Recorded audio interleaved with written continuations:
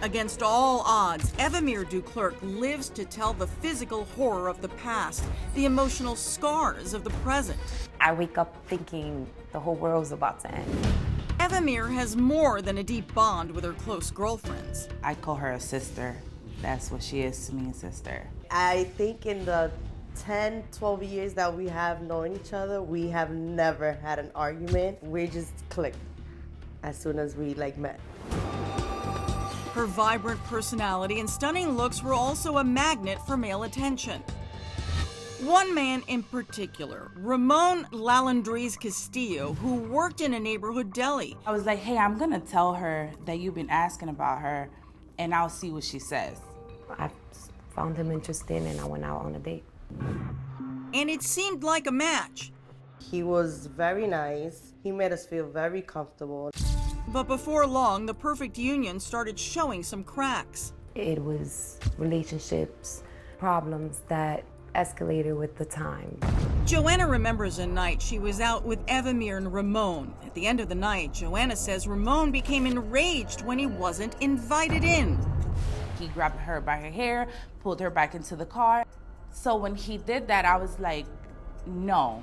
I remember one day she came to my house and he literally left his car double parked outside in the middle of the street for 30 minutes and went upstairs and tried to carry her out of my house. She really wanted to see the good of him, so she was like, we were drinking. I don't think this is gonna happen again. If Evimer wasn't able to see Ramon's need for control and domination, she was about to get a rude and violent awakening. The relationship took a turn when we took a trip to Florida. It was Evimer's birthday and she wanted to celebrate in Miami Beach. It was a girls' trip, it was my birthday. My friends didn't want any males around. It wasn't, it was just for us to be comfortable. Ramon would have none of that. He insisted on crashing the party. That first night when we went out was the first big problem where I just realized who he was. We went out, we was clubbing, everything was fine, and all of a sudden he says, let's go upstairs in front of everybody. My response to him was, well, if you want to go ahead, I'll meet you upstairs, but I'm not leaving now. Ramon went to the room, alone and angry. When Evimer returned later, she would pay a brutal price. We heard the screaming from her, and I went to go and check what was going on, and he was beating her. He punched me, he threw me down, hit me. My friends was outside in the hallway just yelling, let her out, let her out, let her out, till they finally, I got to open the door and I came out. He stood in the room and he was just saying he was gonna kill himself, to not call the cops, that he was gonna throw himself off the balcony. Hotel management called 911, and within minutes, Ramon was in cuffs and arrested. It was a moment of reckoning for Evimer and her friends. We were like, leave him there. That's it, this is your moment to break up with him. But Evimer was still reluctant to cut ties. A common characteristic for victims of abuse is self-blame. I think in some kind of way, she thought maybe she triggered that. Thankfully, Evimer eventually would see the light and know exactly what she had to do. After the violent hotel room assault on girlfriend Evimer Duclerc, Ramon Castillo makes bail in Florida and heads back to New York. Evimer suggests they press pause on their relationship. My excuse to him was, we need our space. In order for this to work, Evimer wasn't won over and wants him out. Just before Christmas, she leaves him the keys to her apartment so he can take his things out. But he went, destroyed the whole apartment. Everything was just broken glass, broken mirrors. He glued her door to the apartment.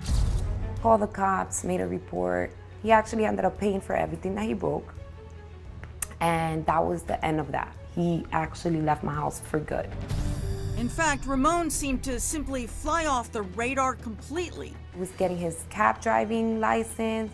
So I'm like, hey, maybe, he needs to get his life together. Hardly.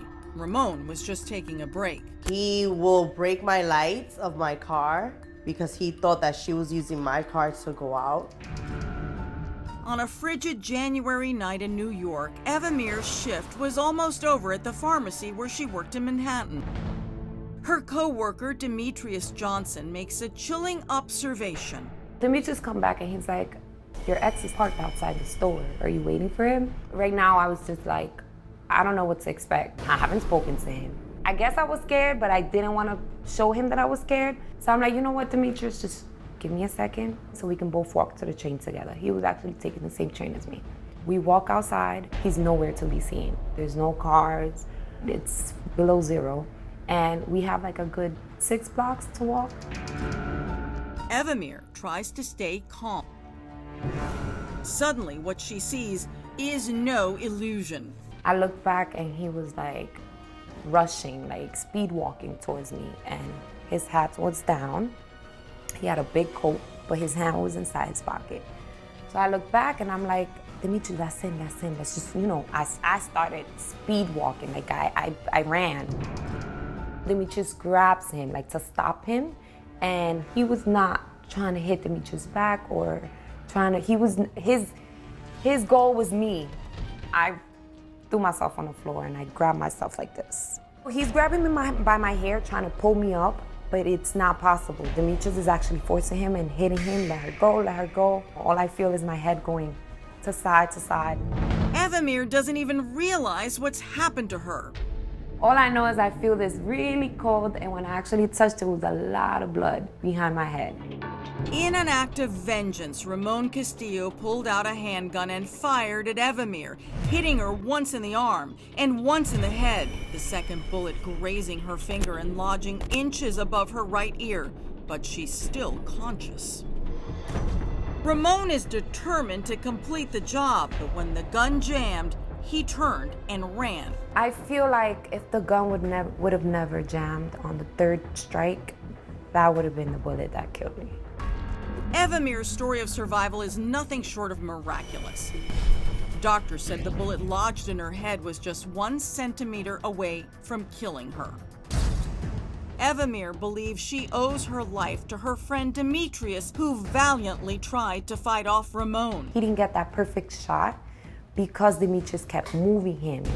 Ramon was in police custody within minutes. In his car, cops find a suicide note. I feel like he realized he messed up. I wasn't gonna give him another chance. Shooting me, maybe it was his idea of she won't be mine, she won't be nobody else's.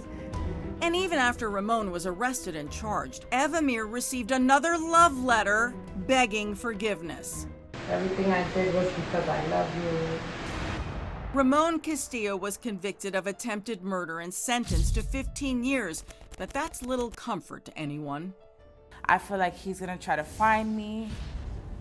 He's gonna try to find her, one of us. Like, I feel like he's gonna come back for one of us. So it is scary. Like Evimer, millions of women get caught in the tangled web of abuse. Those who say just walk away don't understand the dynamics of domestic violence. But through her story, Evimer and her friends hope to offer encouragement to others locked in the same living hell. Don't think you could fight it off. Don't think you could win it off. Speak to someone. Don't be ashamed. Get the help that you need and try to get out of it alive. For Evimer, her scars are symbols of survival and newfound wisdom. I got the help that I needed. I went to therapy, I did what I had to do, went back to school, I got my bachelor's degree. I didn't let that stop my life. Like, I had to continue. I had to make sure that, this was not gonna set my life up. Like, this wasn't gonna be it.